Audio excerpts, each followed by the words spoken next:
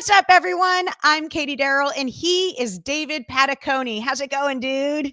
I'm good. How are you? I'm great. Congratulations. You are officially part of the Cancer Can Rock family. What that means is you are battling cancer and you got to go into a recording studio and record a song so that you and your friends and your family have this great tangible memory of your song, of a music video, of the experience. How did it feel? Honestly, it was the best day, one of the best days of my life. I had such a blast. I'll remember this for the rest of my life. It was just so exciting to be in a professional studio, get to sing on a really expensive mic, and and just get coaching and just kind of have the whole experience. I've had a studio myself for my entire music career, but it was way better, way different. So it was a lot of fun and getting to Well, work with professional music. Oh, sorry. no.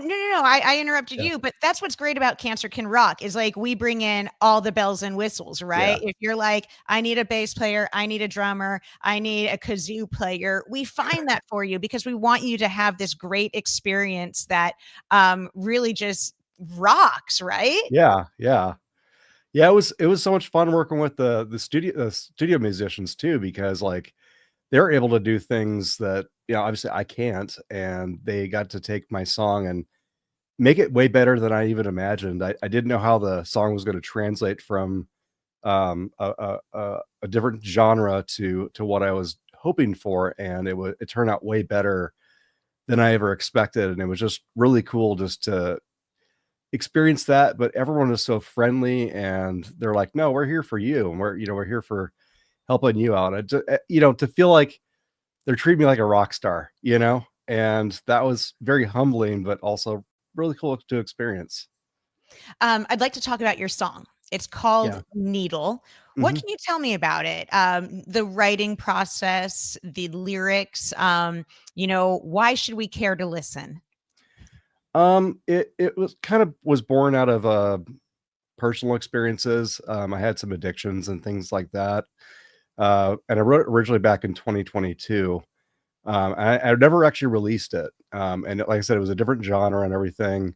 And when Jim was asking me like for a song, I was going through things I hadn't released, and I just thought it'd be a good fit because it talks about like I said, sorry, I'm blanking out on my words. That happens sometimes. It talks about addictions, and it's kind of vague, but it's like that on purpose so people can relate to it. But it also talks about overcoming those, and so I wanted a positive message. I listened to a lot of the other artists, and they're all really great songs, really great lyrics, really great messages. And I didn't want to do like something about overcoming cancer necessarily, just because it's something that I thought was everyone else has had that message. I wanted to do something a little bit different. You said you got the rock star treatment, I did. and a lot of other people have said similar things, Yeah. that they had a day of escape. They didn't Mhm. think about cancer. Did you have that same feeling? Did you have a day without thinking about cancer more or less? Yeah. One of the funny things, even before I got there, I'd driven up from Tucson to Phoenix, and I got to stay in a hotel there, and it was a really nice hotel. And originally, one of my friends was supposed to come with me, but he couldn't make it, and so there was two beds there, and I kind of got to let my inner child out, and I was jumping between beds. So I recorded that for fun, and I showed Jim. He thought it was hilarious.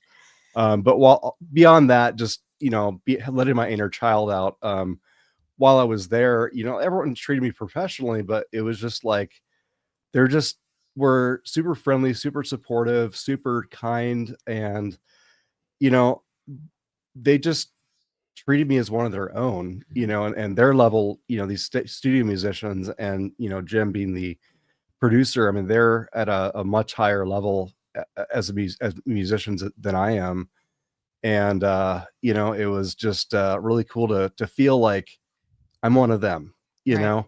and I didn't have to think about cancer. No one really, I mean, we talked about it, but it wasn't like, oh, so what treatment are you going through and all that stuff. Like none of that was brought I'll up. show you my pill box if you show me Right. yours. Yeah. Yeah. So it was like, okay, yeah, we acknowledge we're going, and I wasn't the only one going through cancer. There was other people in the crew that, had their own stories and stuff. So it was kind of cool talking with them and sharing and everything. But it wasn't like cancer was the focus. It was being a musician, being a human, being valued and loved. And that's what meant a lot to me too. Um, can you tell me a little bit about your history with music and being in a recording studio? Have you, had the recording experience before, or have you always just jammed and done, gigs in people's houses? And, give me a little bit of your background. Yeah. I started music, from a young age. I always had like a beat or a melody in my head. I started originally in 2007, knowing absolutely nothing. So you all have to start somewhere, and, but I never, everything I've done has been out of necessity. So I don't have like a professional studio like they have. But I have what I need to record and, different equipment and things like that. I built that over time, but I've never been in a professional studio. And that was one of the cool things, like in this experience, is like I got to be in a professional studio and is like one of the top 5 in the nation.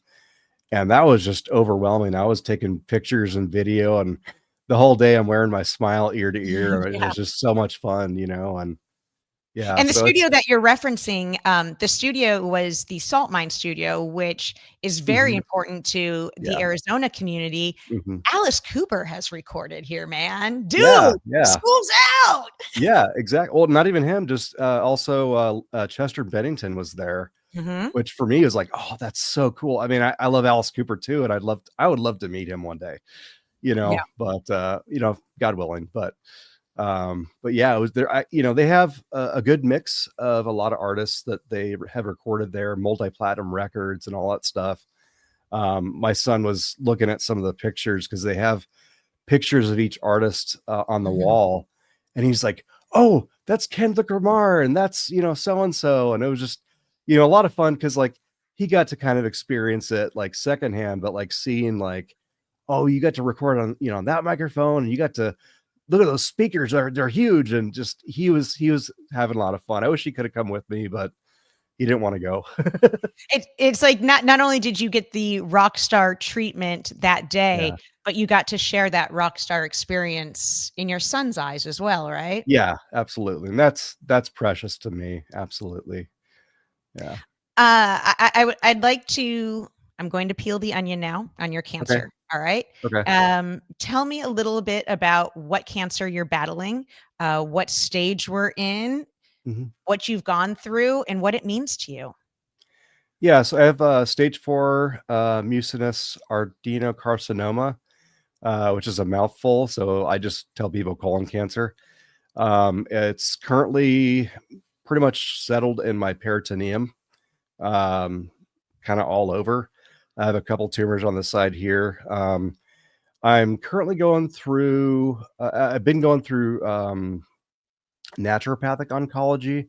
We had gone through tons of different types of chemo. I went through, I think, immunotherapy, and we also did a clinical trial, and none of that was working, which is why I started the natural stuff. And with that, doing that, it's now enabled. Well, the latest prognosis is all of my tumors stopped growing. They're all stabilized, which has never happened. They were growing, doubling in size every 8 weeks, and so I know that's working. And I just started another clinical trial on Thursday, which is a immunotherapy. And so what that does is it directly attaches my immune system to the cancer, so it could fight it directly. I was in the hospital for 4 days, just under observation, just in case, because there is a potential. It's rare, but there could be a potential danger where my immune system starts attacking my organs and things like that. Thankfully, that hasn't happened. I've had the fevers kind of come and go. It's to be expected. But overall, I feel really good. I don't have like really any of the side effects, even the common ones that they're finding with this drug. It is a stage 1 clinical trial, so like the drug has just like an alphanumeric name. They're just trying to figure out like what does it do. And I was they had just upped the dosage when I started, so I was the second person on this clinical trial to get that. I'm one of 3 people in the United States, and there's 135 of us around the world. So I'm excited, though. I really do think and feel this is going to work. So beyond my tumors being, stabilized, now I want to, I'm hoping they all start to shrink. So yeah. Wow.